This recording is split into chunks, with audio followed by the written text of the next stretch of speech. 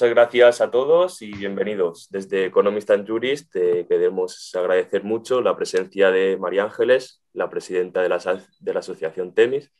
así como a todos los asistentes por estar aquí en el día de hoy con nosotros. Como sabéis, en Economist and Jurist es una escuela creada por abogados y para abogados, donde formamos a los profesionales de hoy y de mañana, y donde cultivamos y proyectamos nuestros valores con miles de alumnos repartidos por más de 100 países. En Economist and Jurist hemos dado visibilidad y sonoridad a todas las facetas jurídicas que aportan su grano de arena en la lucha por la igualdad efectiva entre mujeres y hombres. Esta semana, movida por el Día de la Mujer, como fue el lunes, en el primer encuentro de liderazgo femenino que organizamos, donde contamos con María Eugenia Gay, la actual presidenta decana del Ilustre Colegio de Abogados de Barcelona, o con Antonia María Valera, una astrofísica directora de la Fundación Starlight en las Islas Canarias, o como Alicia Vicente, comandante jefa de la Guardia Civil. También contamos con María Gavilán y Gloria Pollatos y Escarlata Gutiérrez, quienes son fiscales y magistradas expertas en la trata de seres humanos. Y siguiendo en esta línea, hoy conoceremos la Asociación de Mujeres Juristas Temis, y para ello contamos con la comparecencia de María Ángeles Jaime, la actual presidenta de Temis. Muchas gracias por estar aquí, María Ángeles. Pues muchas gracias, Tony, por tu apoyo en estas jornadas y, como no, a Economist and Jurist por acordarse de nosotras, de la Asociación de Mujeres Juristas Temis, y invitarnos a compartir esta experiencia de vida y esta experiencia de activismo jurídico. Bueno, como en fin, es un poquito duro el aguantar como gusto parlante durante una hora. Me voy a apoyar dentro de esta presentación de Temis, de una pequeña presentación. Adelante. Si me permites, te quería presentar, iba a dar unas notas curriculares sobre tu trayectoria para que te conozcan un poco mejor y se contextualicen todos los asistentes. María Ángeles ha sido docente en cursos de especialización y formación en violencia de género, así como en ciclos de seminarios sobre igualdad, empleo, conciliación y violencia de género, organizados por la Escuela de Relaciones Laborales de la Universidad Complutense. Además, es coautora en multitud de investigaciones y publicaciones, así como coordinadora de diversos grupos de trabajo dedicados a la materia. Integrante de la Comisión de Expertas y Expertos designada por el Ministerio de Justicia para elaborar el anteproyecto de ley de Derecho de la Defensa. Y ahora sí, damos paso a María Ángeles para que nos hable de Temis. Muchas gracias. Gracias de nuevo, Tony.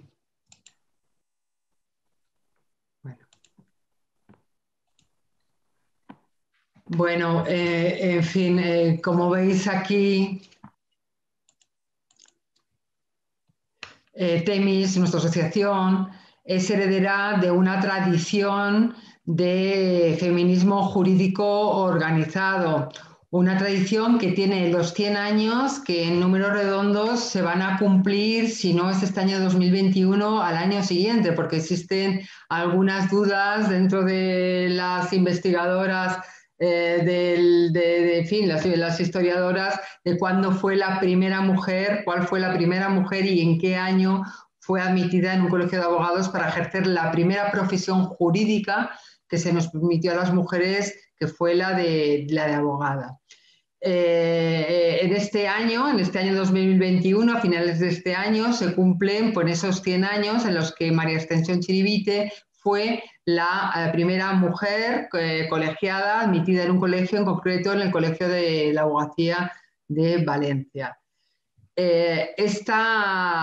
tradición vino además, tiene como antecedente en la organización, en el feminismo organizado en el siglo anterior, a las mujeres neoyorquinas que se reunieron en la Convención de Seneca Falls en 1948, a mitad del siglo XIX, para de forma colectiva reivindicar su plena ciudadanía, el acceso a la plena ciudadanía que entonces se les estaba vetada, empezando por un derecho tan básico para formarse como persona, como es el derecho a la educación, y terminando por el acceso pleno a la participación política,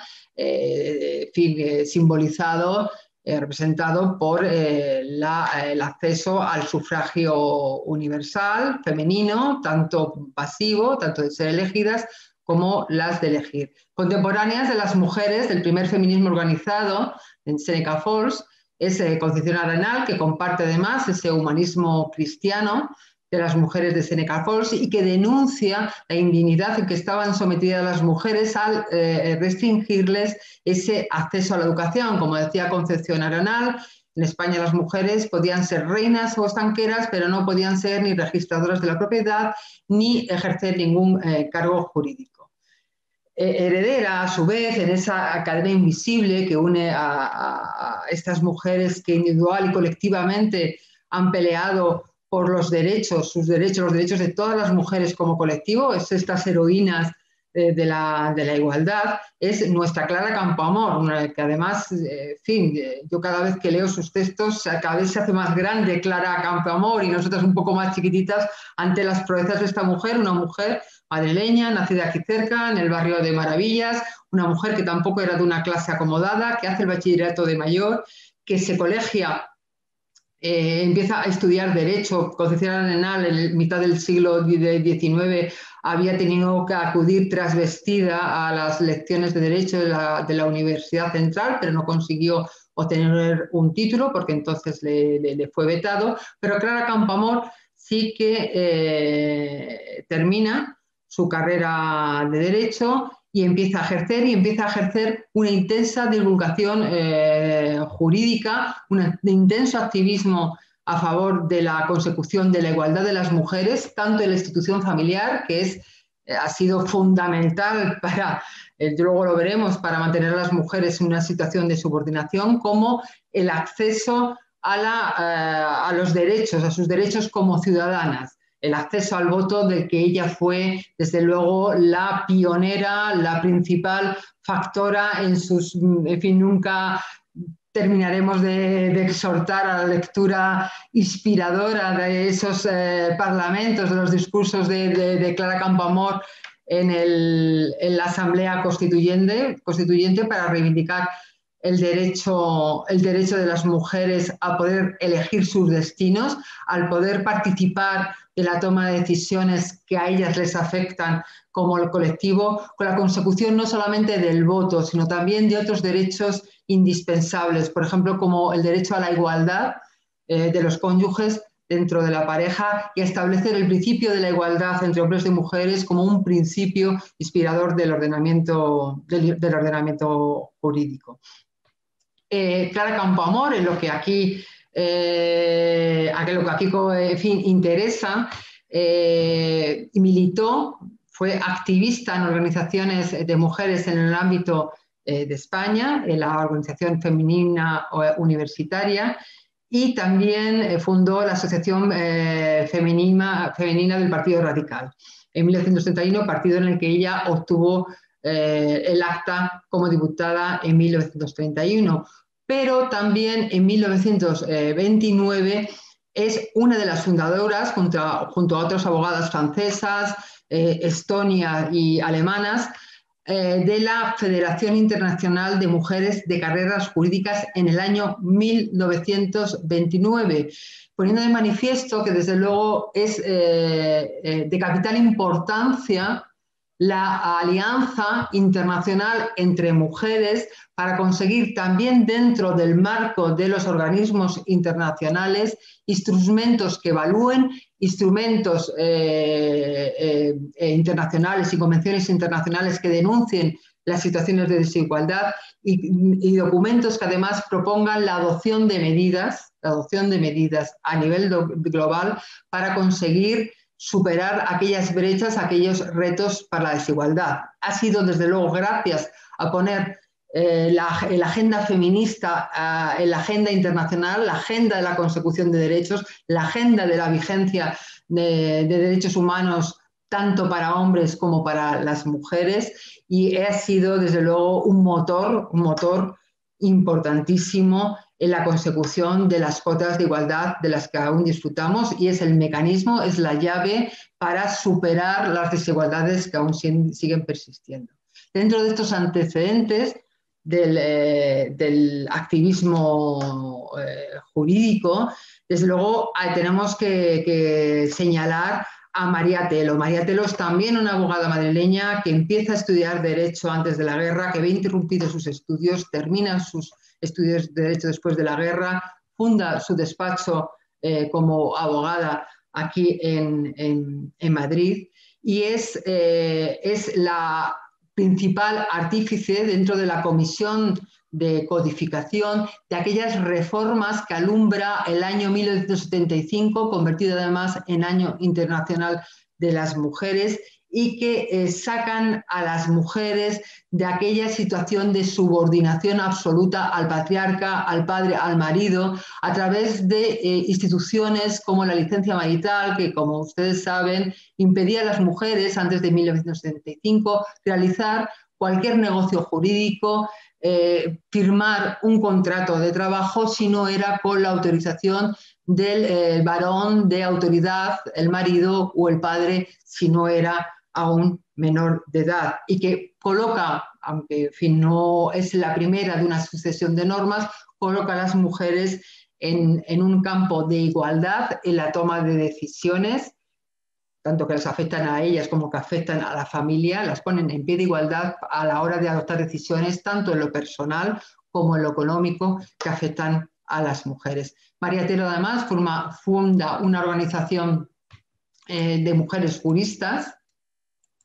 que precede a nuestra organización, a la Organización de Mujeres Juristas TEMIS, que es una organización estatal que se implanta en todo el territorio estatal y que fue fundada en 1987, con lo cual cumplimos ahora pues 34 años, por un grupo de abogadas que vieron la necesidad de aliarse y de denunciar ante las autoridades y la opinión pública la indefensión que padecían las mujeres maltratadas, entre otras manifestaciones de desigualdad, y exigir ante los tribunales la tutela judicial efectiva en el ejercicio de sus derechos.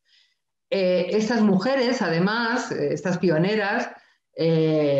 militaban en organizaciones de juristas, defensores de los derechos humanos, pero veían como permanentemente estas reivindicaciones, estos posicionamientos a favor de la igualdad se veían postergados dentro de estas organizaciones mixtas a otras consideraciones. Por poner un ejemplo, en unas de las jornadas en las que yo participé y las que participaban otras organizaciones, pues bueno, pues teníamos que escuchar cosas como que la lucha contra la mutilación genital femenina quizá estuviera contaminada de un cierto colonialismo, de un cierto, en fin, imposición desde Occidente de pautas culturales, cuando hoy mismo, ahora se ve con toda claridad la gravedad, la gravísima vulneración de derechos humanos del que son objeto las mujeres y las niñas cuando son sometidas a esta práctica tan execrable, ¿no? Y que, en fin, que tiene por objeto, pues, en fin,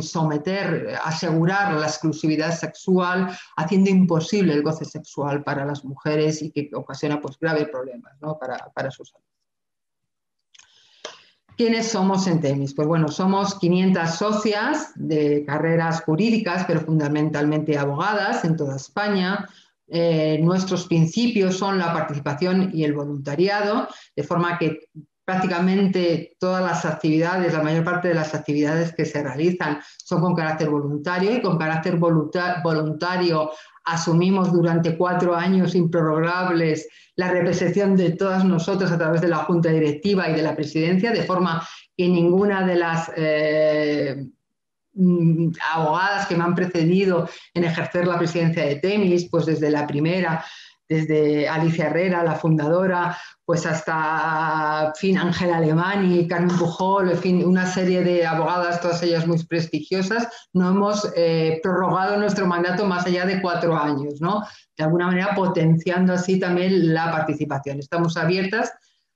desde luego, a la inscripción, a la participación, a que se afilien pues, todas aquellas mujeres de carreras jurídicas que quieran un poco organizarse, compartir sus experiencias con otras mujeres y contribuir así al avance de la igualdad en el ámbito jurídico. Y para ello pues, participamos y colaboramos con organizaciones jurídicas y otras organizaciones de mujeres, tanto nacionales como internacionales. Tenemos membresía individual y también como organización formamos parte de aquella federación, aquella organización internacional que fundó Clara Campoamor, que es la Federación Internacional de Mujeres de Carreras Jurídicas, y también participamos en observatorios en órganos consultivos que informan a las autoridades para la adopción e impulso de políticas públicas que impulsen la igualdad. Estamos, por ejemplo, en el Consejo, somos vocales como organización en el Consejo de la Mujer Estatal, que es dependiente del Instituto de la Mujer y que evalúa políticas de igualdad. Estamos también como representantes además del Consejo de la Mujer Estatal. Estamos en el Consejo de Desarrollo Sostenible, que también informa y asesora para la implementación de la Agenda 2030, y también formamos parte del Observatorio Estatal de Violencia de Género. Nuestros objetivos, pues como no puede ser de otra forma, es la consecución de la plena igualdad de derechos y oportunidades entre hombres y mujeres, que es el objetivo en general del movimiento feminista, pero centrado en el ámbito de la norma y de la aplicación de la norma y tratando de incorporar la mirada feminista, las gafas moradas, la perspectiva de género en el ámbito tanto del impulso de las normas, de la aprobación de las normas, como la aplicación de las normas, tratando de erradicar cualquier atisbo de discriminación, en fin, tanto en el impulso de nuevas normas como en su aplicación, y tratando de hacer siempre vigente un derecho fundamental, como es el de conseguir tutela judicial ante los tribunales, ante vulneraciones de los derechos humanos. Y ello en el convencimiento que, en fin, que creo que compartiremos todos y todas, de que ese no ha sido el fin de la normativa, de la legislación, hasta hace ese siglo en que empezó a florecer y empezamos a incorporarnos a las carreras jurídicas, porque la legislación durante siglos, casi milenios, prácticamente desde el Código de Hammurabi, lo que se ha ocupado es justamente de lo contrario, de consolidar y perpetuar un modelo social basado en la desigualdad entre hombres y mujeres en el acceso a recursos, en el acceso a derechos, en el acceso a posibilidades de desarrollo de la personalidad. Y ello de forma estableciendo pues, una jerarquía en las que las mujeres estaban en una situación de subordinación a través de constructos dentro del ámbito familiar, como es el de la patria potestad, de forma que el varón era el que podía tomar decisiones, el que tenía un poder omnímodo sobre las mujeres menores a su cargo, tanto en lo económico como en lo personal, en que las mujeres eran, la conducta de las mujeres era regulada, pero ellas no podían tomar con validez decisiones jurídicas, eran objeto y no sujeto de derecho, podían ser encarceladas, podían ser ejecutadas, pero no podían firmar un contrato, ni administrar incluso su propio patrimonio.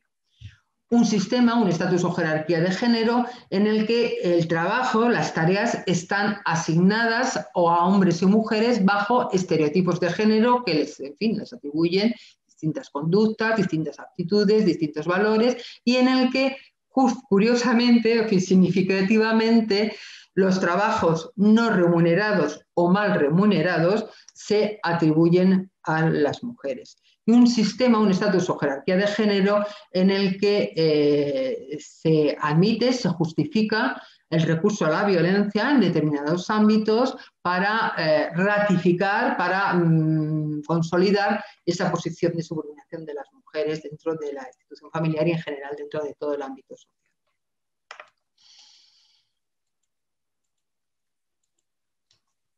¿Qué tipo de acciones, qué tipo de actividades desarrollamos para hacer efectiva esta incorporación de la perspectiva de género, esta consecución de la igualdad, esta consecución de la tutela judicial efectiva? Pues prácticamente desde el inicio hemos puesto al servicio de la sociedad y de la consecución de la igualdad nuestra labor como abogadas, haciendo labores asistenciales, como ha sido pues, desde 1987 una asesoría gratuita jurídica gratuita para mujeres que hemos prestado en la sede de nuestra organización, y también la llevanza de procedimientos siempre gratuitos, siempre sin pedir a las mujeres ningún tipo de retribución, los programas de asistencia jurídica gratuita en procedimientos que se inician por distintas manifestaciones de desigualdad y, en fin, sobre todo de manifestaciones de violencia específica hacia las mujeres, procurando además consolidar doctrina favorable al ejercicio de estos derechos. Esta asistencia jurídica gratuita además se ha venido prestando desde antes de que estuviera incluida dentro del sistema de justicia gratuita a través del turno de oficio que organizan los colegios de la abogacía. Luego después me referiré a ellos. También otro grupo de acciones, otro gran grupo de acciones que hemos venido desarrollando ha sido las de formación jurídica, divulgación a profesionales del derecho, pero también a la opinión pública sobre aspectos sustanciales, aspectos críticos de la consecución de la igualdad. Otro gran grupo de acciones han sido las consistentes en la investigación de cuál era la realidad de determinadas cuestiones dentro de la práctica judicial, cuál era la realidad de procedimientos judiciales en los que estaban en juego derechos de las mujeres, o cuál era la realidad de una doctrina en un determinado aspecto que determináramos como interesante para abordar para eliminar pues, una forma de discriminación. Y, por supuesto, hemos estado realizando labores reivindicativas en los despachos, pero también apoyando al movimiento de mujeres en aquellas grandes movilizaciones de reclamación de derechos. Este 8 de marzo, en fin, no hemos podido estar por la pandemia y aunque hubiéramos querido hacer algo simbólica, tampoco nos han dejado, pero bueno, hemos utilizado pues, los medios que hay ahora, pues, las redes, hemos estado también participando en acciones de divulgación pues, a través de las pantallas como que estamos aquí ahora. Estos programas de asistencia estatales, de asistencia jurídica, se difunden pues, a través pues, de las fuerzas y cuerpos de seguridad del Estado, a través de otras organizaciones no gubernamentales, a través de servicios sociales, de centros de asesoramiento a mujeres y en muchos de ellos también, pues, en fin, porque a veces es imprescindible para acompañar a las mujeres a pasar de la condición de víctima a la condición de supervivientes, también en coordinación con otros programas más asistenciales, pero para procurar, por ejemplo, asistencia, pues procurar una vivienda o procurar un alojamiento de urgencia o procurando apoyo psicológico a las mujeres y muy singularmente cuando se trata de víctimas de trata de personas, trata de mujeres con fines de explotación sexual. Estos programas además son objeto de evaluación periódica y, en fin, tratando de mejorar pues, aspectos que veamos que pueden incidir favorablemente, ¿no? en la defensa de derechos de las mujeres. Uno de los primeros programas de asistencia jurídica que empezamos a desarrollar, y lo hicimos en el año 1990, es el programa de atención a mujeres víctimas de violencia económica en una manifestación muy característica que veían, en fin, las abogadas fundadoras, que es el impago de pensiones, que era una situación que se producía cuando las mujeres, muchas de ellas, pues fin, que habían afrontado un proceso de divorcio con antecedentes de malos tratos, después de procesos muy duros, en los que se veían cuestionadas, en los que, pues fin, con toda la tensión que conlleva pues, un procedimiento de ruptura matrimonial, pues cuando habían reconocidos pues, unos determinados derechos, una determinada contribución por parte del otro progenitor, normalmente el marido, pues en fin, como consecuencia de esta distribución de roles en las que las mujeres eran las que seguían cuidando a los hijos y demás, pues una vez que veían reconocidas pues prestaciones económicas, pensiones de alimentos, pensiones compensatorias para poder sobrevivir, para poder subsistir esta familia, pues veían cómo estas pensiones se dejaban de pagar. Muchas veces se incurría, era una constante, en situaciones de aparente insolvencia que hacían ineficaces ejecuciones, pues en fin, haciendo un traslado del patrimonio para intentar hacer inefectiva una posterior ejecución, trabajando en negro, y ello en el objetivo de estrangular económicamente pues, a estas familias. Pues bueno, pues cuando en 1989 se introduce en el Código Penal pues este tipo que no castiga con grandes penas, es con penas de multas o con penas de prisión muy pequeñas, que si no, desde luego, si no hay antecedentes, no suponen la entrada en prisión, pero sancionaba esa conducta consistente en dejar de pagar, no porque no se pudiera, sino porque no se quiere, 3 meses de la prestación o 6 meses no consecutivos. Actualmente son la conducta, tras una modificación en el año 2003, la conducta ahora mismo constitutiva de impago de pensiones es el impago de estas durante 2 meses no consecutivos y 4 no consecutivos. Y, por ejemplo, pues en fin, gracias a nuestro trabajo conjunto, pues llamamos la atención sobre algunos aspectos, algunas desviaciones doctrinales, como era que después de tener que acreditar en el procedimiento de familia realmente cuál era la capacidad económica en orden a determinar cuál era la prestación que correspondía, pues que luego un procedimiento por impago de pensiones no podíamos otra vez reproducir toda esa prueba, sino que desde luego el que tenía que probar que había tenido peor condición económica una vez que se acredita un principio de esa capacidad, o porque se es titular de coches, porque se consume en restaurantes, porque se lleva un tren de vida que no se acompasa con una incapacidad económica, quien tiene que probar esa incapacidad económica sobrevenida, pues es la persona investigada. O, por ejemplo, cuando también, en fin, conseguimos consolidar doctrinalmente después en la legislación que no se derivara a las mujeres a un ulterior procedimiento civil con un procedimiento de condena, sino que dentro del pronunciamiento sobre responsabilidad civil comprendiera, por ejemplo, las pensiones. El importe de las pensiones impagadas. También fuimos muy activas en reivindicar pues algo como el Fondo de Garantía de Pensiones, que se puso en marcha en el año 2006, la verdad es que no fue el mejor momento, en plena primera crisis económica, y al objeto de que el Estado se hiciera cargo en una mínima parte de esas pensiones impagadas y que, en fin, atendiera a esta causa de precariedad económica específica, adelantando esas prestaciones y pudiendo, en el momento en que tuviera constancia de que el obligado al pago tiene algún bien, tiene capacidad económica, que pudiera repetir el importe de las pensiones adelantadas, embargando pues esas retribuciones o estos derechos que tuviera conocimiento de la administración que llegaran al obligado al pago. Otro procedimiento, otro grupo de procedimientos en que prestamos esta asistencia jurídica gratuita, que tiene características muy similares en cuanto a retribuciones, financiación, que como tiene características muy similares al turno de oficio, es las víctimas de violencia machista en el ámbito de la pareja o expareja, programa que empezamos a desarrollar en el año 1994 y que trata de asistir a las mujeres en aquellos procesos penales que se deriven de sus denuncias por maltrato físico, maltrato psicológico, maltrato verbal, violencia de control por parte de sus exparejas. Este programa, que desde luego en el que yo me he formado como jurista y he adquirido también información y experiencias sobre la realidad. En fin, todas las mujeres somos de alguna manera víctimas de una discriminación, pero las mujeres que sufren violencia es una situación tremenda. Fue de las primeras aproximaciones que hice al ejercicio del derecho y a mí me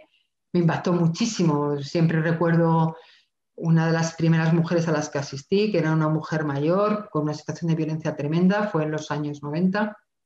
en el año 95, una cosa así, no hace tanto tiempo, una mujer mayor que había sufrido maltrato toda la vida, presenciado por su hija ya adulta, era una mujer de unos 40 años cuando yo asistí a esta mujer mayor, una mujer que además el último episodio violento fue salir de su casa con una pistola en la cabeza.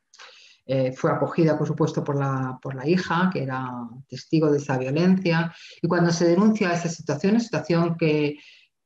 había hecho a esa mujer, porque prácticamente no podíamos decir otra cosa de los despachos de abogadas que decir cuando había esta situación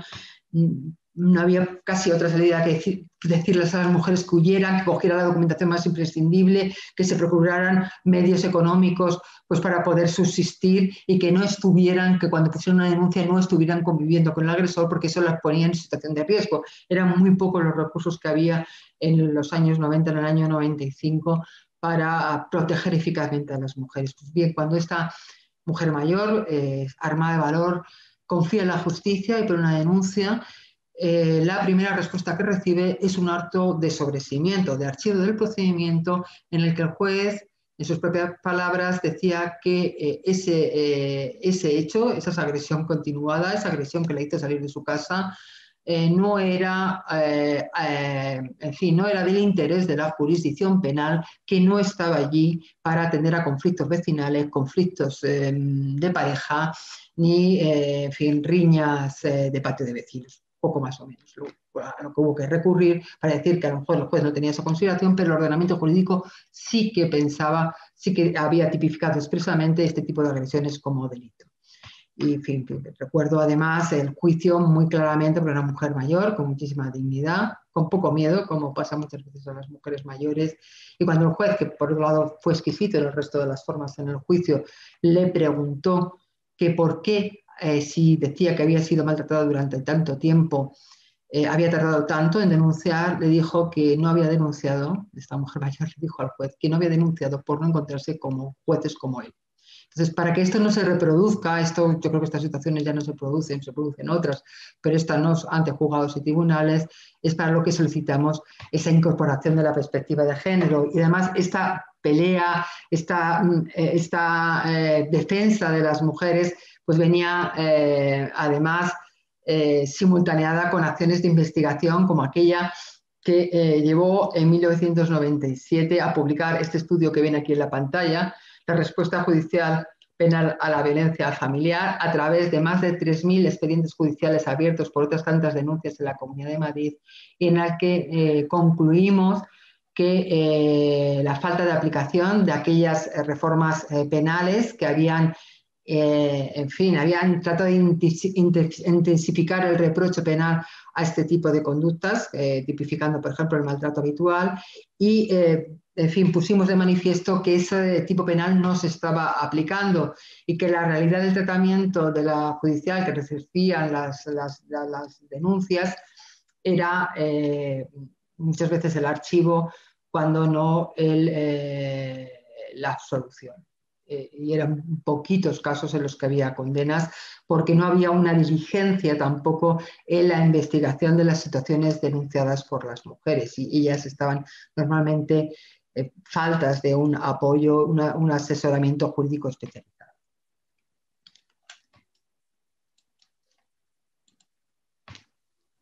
Otra manifestación de violencia de género en la que hemos desarrollado programas de asistencia jurídica es la que se refiere a la asistencia a mujeres y niñas víctimas de trata y de otros delitos contra la libertad sexual. Y ello en el objetivo de optimizar las reformas que introdujeron un primer aspecto de esta trata de mujeres, que era el tráfico ilegal de personas con fines de explotación sexual, que posteriormente se sanciona de forma autónoma como trata, de forma que no es necesario que la trata o la explotación o la conducta constitutiva de trata venga precedida de una infracción de las normas de extranjería y de inmigración. Y donde nos hemos encontrado con la necesidad, desde luego, que cooperar con otras organizaciones, con otros programas asistenciales que apoyen a estas mujeres en extrema vulnerabilidad, de forma que a estas mujeres pedirles, si no se les apoya, pedirles que sostengan con su testimonio una prueba de cargo suficiente para enervar el principio de presunción de inocencia, es una heroicidad, porque son mujeres que están muy amenazadas. Yo creo que ayer, como ha dicho antes Tony, el 8 de marzo trataron esta realidad, ¿no? Esta manifestación, esta violencia extrema contra mujeres, y que no tiene otra explicación, no se produciría si no fuera por la tolerancia institucional y social que existe a la explotación sexual, y que esperemos que, bueno, que sea en fin, que sea abordada por la actual Ley de Garantía Integral de la Libertad Sexual, en este proyecto tan polémico que está ahora en tramitación. Desarrollamos también funciones de formación, de divulgación, en fin, publicando guías de derechos, tanto para juristas como para no juristas, para que entiendan las claves de determinados aspectos de los procedimientos penales, seminarios de práctica jurídica con perspectiva de género o monográficos esos aspectos concretos y también, bueno, en fin, tratando de lidiar con el miedo escénico que a todos nos produce, exponer nuestra imagen pública, también tratamos de forma colectiva, individualmente, de difundir a través de unos medios de comunicación cada vez más sensibles hacia la discriminación y hacia la violencia, de forma que cuando yo pues ya hace unos años empecé y que fui pues a un medio de comunicación, una radio, un programa además con mucha audiencia, pues en fin, tuve que revelarme porque el locutor hablaba todo el tiempo de crímenes pasionales y en fin, yo en fin, tuve que expresar mi protesta porque yo no veía la pasión amorosa, que es algo estupendo, no veía nada de eso en los crímenes sexistas en los que yo había ejercido la acusación particular. Lo que veía era un afán de dominación, un afán de posesión, no una pasión.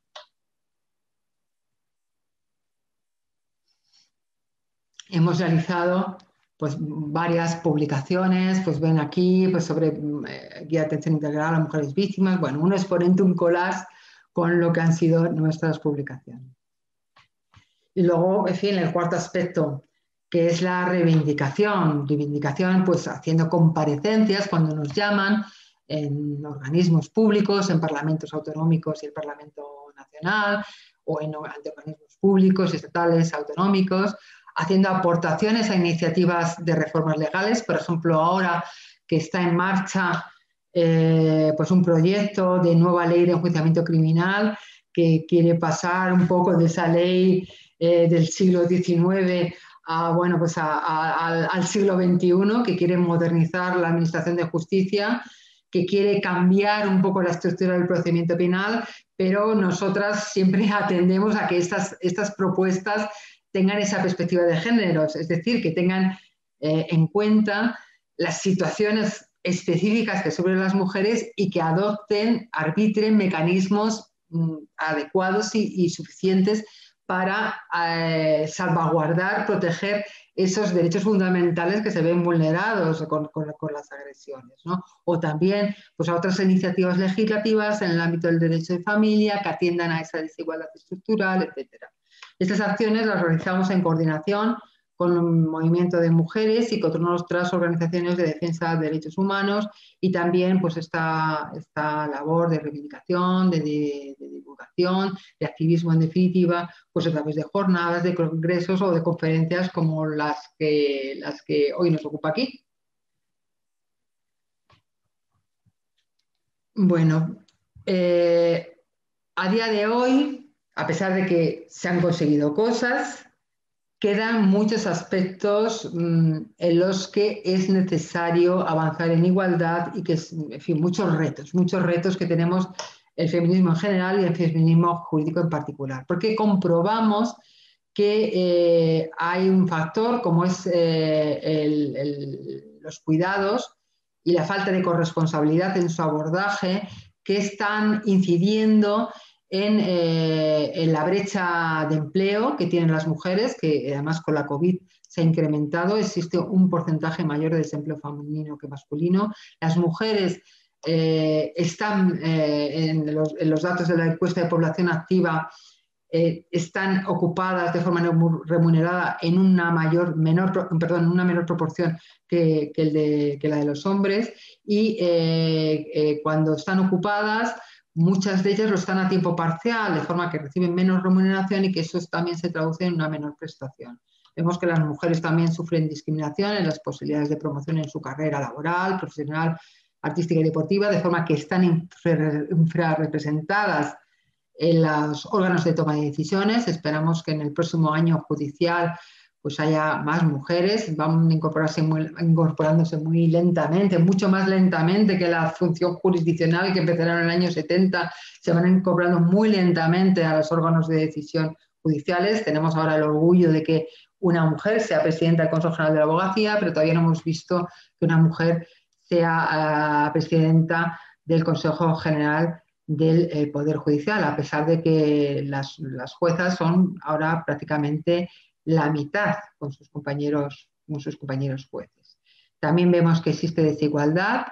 en el disfrute de sistemas de previsión, de protección social, prestaciones de jubilación, prestaciones de incapacidad, que se ajusten al trabajo no remunerado que las mujeres prestan en la familia.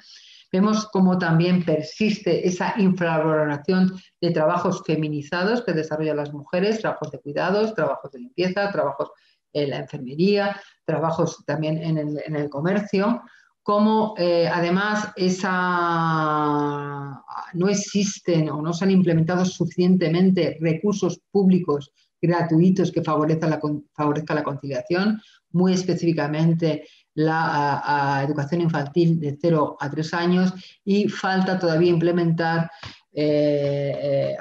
mecanismos de atención específica a factores de discriminación múltiple, a mujeres inmigrantes, mujeres de minorías étnicas, mujeres mayores en situación de discapacidad o en riesgo de prostitución.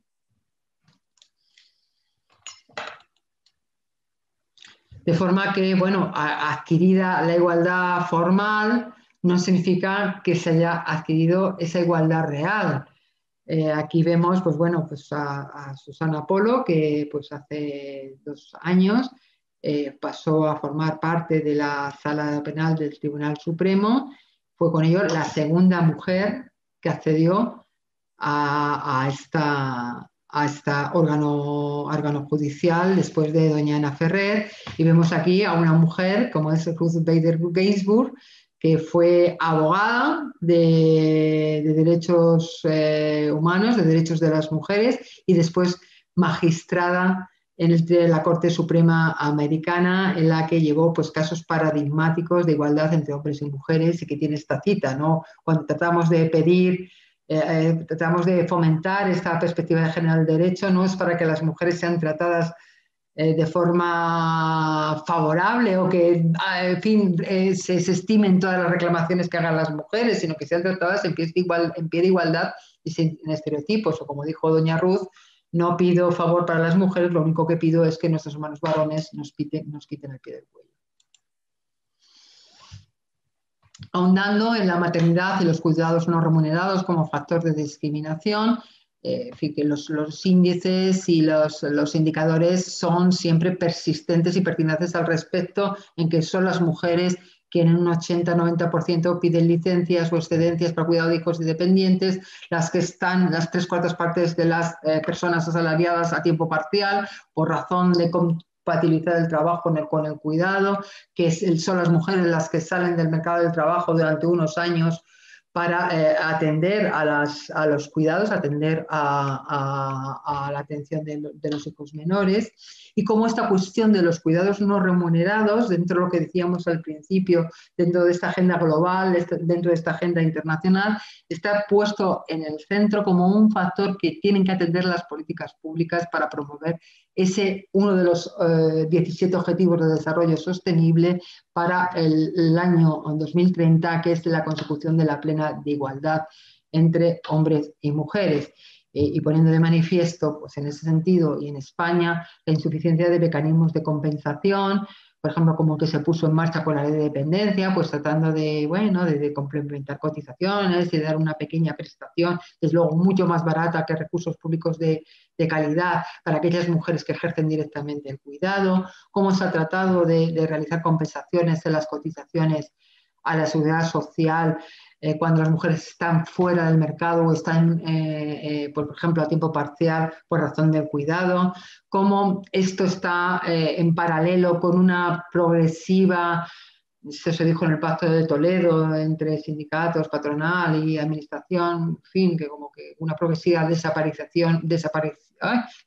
o extinción de la pensión de viudedad, y también en fin, cómo estos mecanismos de compensación de los trabajos no remunerados se revelan como insuficientes en la práctica y en la última práctica del derecho de familia, que tiene una cierta tendencia igualitarista, igualitarismo que no es igualdad, igualitarismo es cuando se tratan de igual forma situaciones que son desiguales y que el criterio de la doctrina del Tribunal Constitucional de los años 80 o 90 suponen una falta de aplicación de los principios constitucionales que impulsan la igualdad, artículo 1, artículo 9.2 y prohibición de desigualdad en el artículo 14. También, por ejemplo, pues se puede ver esa tendencia igualitarista en constructos doctrinales como son la custodia compartida impuesta.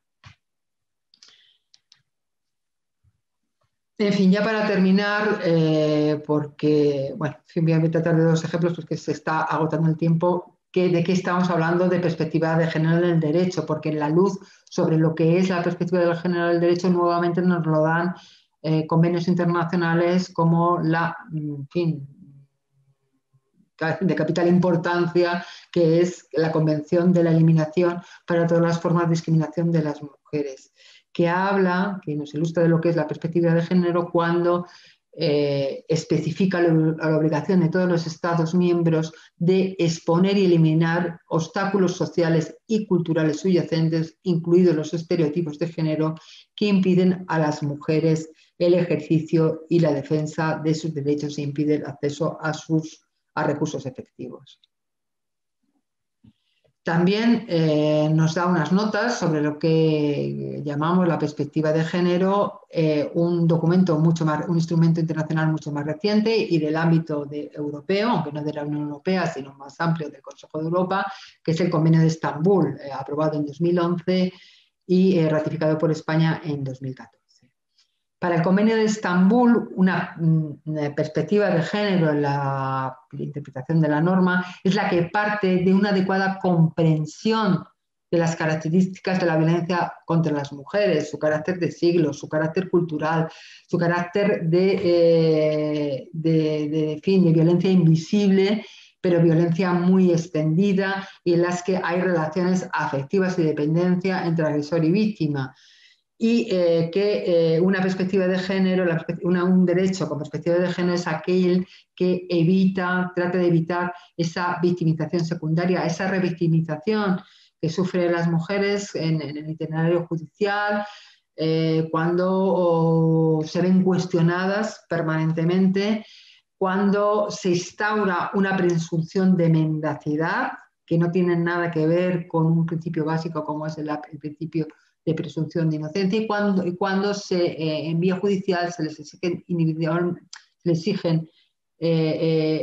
comportamientos determinados comportamientos, determinados patrones para ser de alguna manera una víctima que merezca tal nombre, y ello con prejuicios, o cuando se entiende, por ejemplo, que una mujer formada, una mujer de un estatus económico cultural superior no puede ser víctima de violencia. Eso no es no comprender cuál es la causa última de la violencia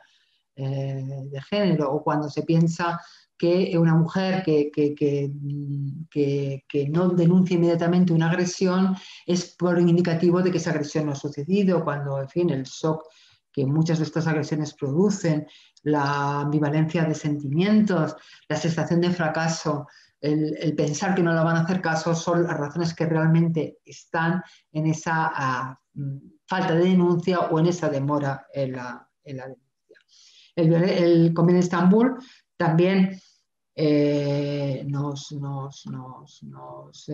recuerda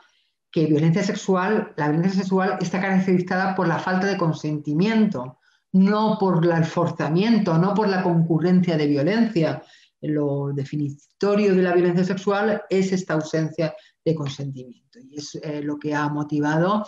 lo que está inspirando el actual iniciativa legislativa para reformar los delitos contra la libertad sexual. En fin, el Convenio de Estambul también expresa el rechazo que tienen que tener todos los países que lo han suscrito este convenio a la justificación de cualquier acto de violencia con fundamento en la cultura, la costumbre, la religión, la tradición o el honor. Y también recuerda la necesidad de tener diligencia debida en la investigación y también instaura esa prohibición de indagar en los antecedentes sexuales y el comportamiento de la víctima de violencia sexual, salvo que tenga relación directa con los hechos imputados. Otras recomendaciones que emanan de este mismo Comité de Naciones Unidas para la Eliminación de todas las formas de discriminación, en fin, también informa, trata de orientar sobre aquellos obstáculos que siguen existiendo en los sistemas de justicia para la plena vigencia de derechos fundamentales y que hacen que en muchos países haya una cultura de impunidad a las agresiones de género, y ponen el foco nuevamente sobre estereotipos que afectan a la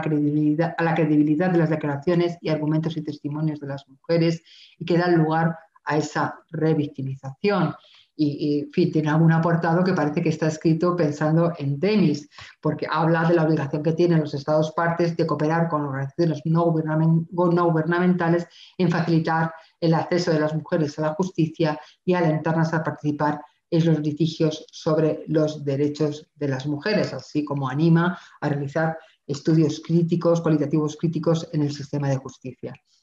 Fue muy rápido ya, porque yo no sé si, Tony, está previsto algún turno de preguntas.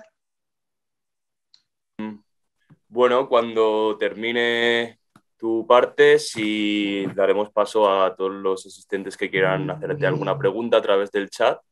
Pero bueno, sin presión de tiempo, termina tranquilamente y si van haciendo preguntas, las iremos pasando y ya las irás contestando cuando termines. Voy a ver un poquito de agua porque esto del busto parlante tiene también sus inconvenientes. Bueno, por poner un ejemplo, ¿no? de lo que hablamos cuando hablamos de perspectiva de género en la justicia, pues, en fin, poner como exponente, bueno, hay muchas malas noticias, pero vamos a ser positivas y vamos a hacer, en fin, poner de manifiesto una sentencia que sí que es un exponente de la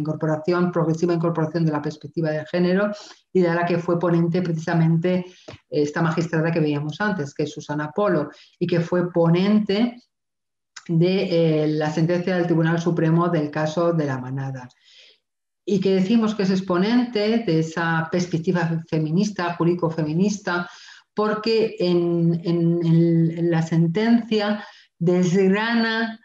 y aplica de forma directa estos postulados que veíamos antes del Convenio de Estambul para la erradicación de la violencia sexista. Porque además utiliza terminología que alude a la violencia histórica estructural que denominamos como tal, violencia de género o violencia sexista,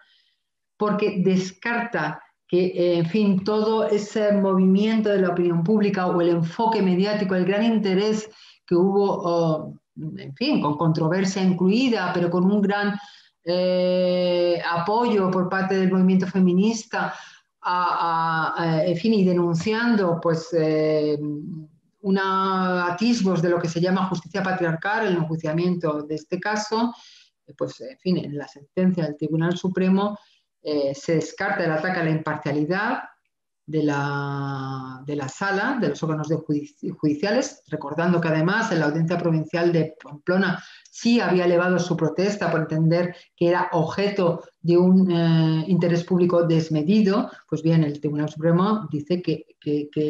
es normal que la sociedad tenga interés en este tipo de procedimientos y que quiera ver reconocida la defensa de sus principales valores. Y además en la interpretación de la violación y de la violencia ambiental que caracterizaba esos hechos como una violación y no como un abuso sexual, por lo que había sido condenado en primera instancia por la Audiencia Provincial y que había ratificado, aunque ya con algún voto particular discrepante, el Tribunal Superior de Justicia de Navarra, pues también en el ámbito jurídico pues nos hizo plantear si era necesario o no esta reforma legal para evitar fundamentalmente interpretaciones judiciales aberrantes que pongan el foco en el forzamiento y no en el consentimiento. Como en el otro punto, pues bueno, pues un exponente de un litigio estratégico en otro ámbito, el ámbito laboral, el ámbito de los juzgados de lo social, que se inició a partir de una reclamación contra un reconocimiento de una pensión de jubilación que había aplicado la normativa existente sobre cálculo de prestaciones cuando en las cotizaciones había periodos a tiempo parcial y la normativa de seguridad social obligaba a que en el cómputo del periodo de cotización suficiente para acceder a la prestación de jubilación, esas cotizaciones a tiempo parcial se tomaban en función en fin, del porcentaje de ocupación respecto a la jornada completa, de forma de que si, por ejemplo, una mujer había trabajado 10 años, 4 horas, se le computaban a efectos de si tenía suficiente tiempo para la jubilación 5 años en lugar de 10, porque había trabajado la mitad de la jornada. Pues bien, el Tribunal Superior de Justicia de la Unión Europea, previa planteamiento de esta cuestión prejudicial, esta cuestión de previo pronunciamiento por parte del Tribunal Superior de Justicia de Castilla y León, determinó que esa forma de computar esas cotizaciones a tiempo parcial vulneraba la Directiva sobre Igualdad de Trato de la Unión Europea del año 1978 y que se tenían que computar los periodos temporales de forma natural, en fin, corrigiendo, desde luego computando si había sido pues, por unas cotizaciones de una determinada cuantía, computando esas cuantías y después complementando hasta la prestación mínima. Y eliminó de esa manera ese coeficiente de parcialidad y supuso desde luego un avance real en esta en fin, tendencia a la erradicación de esa brecha que sufren las mujeres en el disfrute de prestaciones. Bueno, ya para terminar, pues unas conclusiones, ¿no? Digo, bueno, en otras ocasiones, pero ya quedará para otro seminario, examen de litigios estratégicos y demás, pues unas conclusiones sobre los avances y retos en la incorporación de la perspectiva de género. En primer lugar, que la normativa internacional es un motor que acelera la igualdad real y que desde luego en esta normativa internacional están presentes también el feminismo jurídico organizado, que una justicia con perspectiva de género es una justicia que protege tanto ante la discriminación directa como la indirecta y que no argumenta reproduciendo estereotipos sexistas, que la litigación estratégica puede impulsar el avance en tutela judicial efectiva junto con normas nacionales e internacionales, que en esa litigación estratégica hay que tener cuidado con no exponer a las víctimas porque eso favorece su victimización secundaria, que las políticas de igualdad no pueden quedarse únicamente en declaraciones de buenas intenciones y que desde luego los logros del feminismo jurídico se extienden tanto a hombres como a mujeres. Pues ya, en fin, ya dejamos para otra ocasión pues el análisis de algún litigio estratégico porque ya nos alargaríamos muchísimo. Sí, por Muchas hoy, gracias por vuestra atención y muchas bueno, hasta gracias a ti, el María final, Ángeles. que la Muchas violencia gracias. de género y la desigualdad se previenen con feminismo. Muchas gracias, María Ángeles, por la presentación. Muchas gracias a todos. Creo que ha sido cuanto menos interesante este repaso, tanto por la historia de cómo ha nacido esta asociación, una rememoración de por qué son necesarias esta asociación y su servicio. Y lo dicho, solo nos queda agradecerte a ti por haber estado con nosotros y a vuestra asociación la función que estáis haciendo para hacer efectiva esta igualdad real entre mujeres y hombres. De verdad, María Ángeles, muchas gracias. Lo que había comentado antes, si tenéis alguna pregunta a los asistentes, las podéis ir apuntando por el chat. Mira, por ejemplo, aquí, ahora no veo quién es que lo ha preguntado, pero te preguntan si el tiempo parcial computa igual que en tiempo completo en relación a los años cotizados. Bueno, esto, si mal no entiendo, es una pregunta muy general. Eso luego ya depende de cada uno de los contratos, así como esté en la actualidad. Bueno, esta sentencia del Tribunal Superior de Justicia de la Unión Europea, luego que aludía justamente hace un rato, pues lo que vino a determinar es que esas normas discriminaban, eran discriminatorias, e impulsó pues una sentencia del Tribunal Constitucional y del Tribunal Supremo también ratificando esa discriminación de forma que, y además se puede, si no lo hace así, porque bueno, pasa muchas veces que la Administración de la Seguridad Social puede que a la hora de resolver sobre una prestación de jubilación no atienda a esta doctrina, pero se puede reclamar previamente y si no, pues ante la jurisdicción para reclamar que se aplique esta doctrina del Tribunal Superior de Justicia de la Unión Europea, de forma que efectivamente, o sea, si tú has cotizado por 40,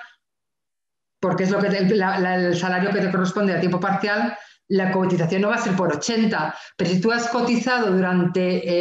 por un contrato durante 4 horas, durante 5 años, se van a computar para ver si tienen los 15 años para acceder a la prestación, que ahora se exige para acceder a la prestación de jubilación, se van a computar esos 5 años con una jornada de 4 horas, no 2,5. No sé si me explico. Sí, yo creo que queda suficientemente claro lo que son los logros conseguidos en ese convenio. Sí, fue una compañera de Temis, además, quien fue la abogada, cuando ella lo explica muy gracioso, porque ella, bueno, va allí, cuando va al Tribunal Superior, allí bueno, es que, en fin, que es estupendo, eso es cuando te crees, tiene una asistencia tremenda, ella lo cuenta además con muchos detalles, y oírla esa experiencia es curioso, es curioso. Normal, sí, es que Rosa Gil. toda una experiencia y todo un logro por parte vuestra. Uh-huh. Bueno, como vemos que nadie más parece que tenga más preguntas, aparte de unos agradecimientos que llegan en las preguntas de parte del equipo, vamos a dar la conferencia por finalizada, informar a los participantes que bueno, hemos hablado en un futuro de próximas colaboraciones, tanto con María Ángeles con Temis, traeremos más webinars, traeremos más contextos. Y lo dicho, muchas gracias a todos por asistir, muchas gracias María Ángeles y a Temis, ha sido un placer. Finalizaremos aquí por hoy. Muchas gracias. Igual, Tony. Hasta la Adiós. próxima. Adiós.